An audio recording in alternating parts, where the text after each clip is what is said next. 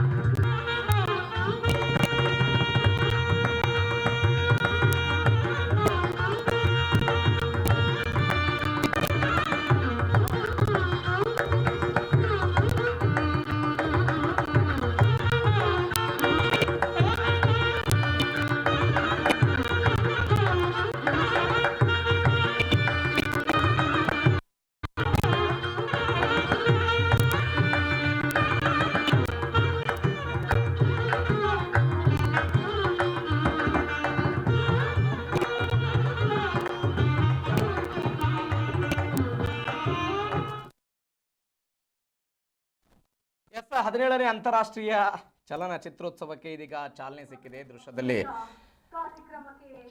ಗಮನಿಸ್ತಾ ಇದ್ದೀರಿ. ದೃಶ್ಯದಲ್ಲಿ ಇವತ್ತು ವಿಧಾನಸೌಧದ ಮುಂಭಾಗದಲ್ಲಿ ಇದು ಉದ್ಘಾಟನೆಗೊಳ್ತು. ರಾಯಭಾರಿಯಾಗಿ ಪ್ರಕಾಶ್ ರಾಜ್ ಅವರು ಇದ್ದರು, ಬ್ರ್ಯಾಂಡ್ ಅಂಬಾಸಿಡರ್ ಅವರು. ನೋಡಿ ಇವಳ ಮಹಿಳೆ ಇರುವಂತೆಯೇ, ಇದು ಧ್ಯೇಯವಾಕ್ಯ ಈ ವರ್ಷದ್ದು. ಇದಕ್ಕಾಗಿ ಒಂದು ನ್ಯೂಜಿಲ್ಯಾಂಡ್ ಮೂಲದ ಒಂದು ಸಿನಿಮಾವನ್ನೇನೋ ಆಯ್ಕೆ ಮಾಡಿದ್ದಾರೆ.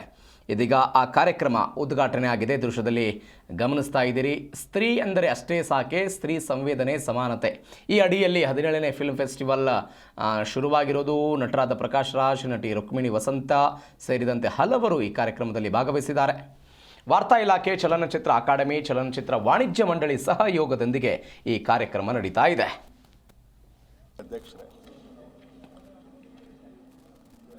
ಸರ್ಕಾರದ ಅನೇಕ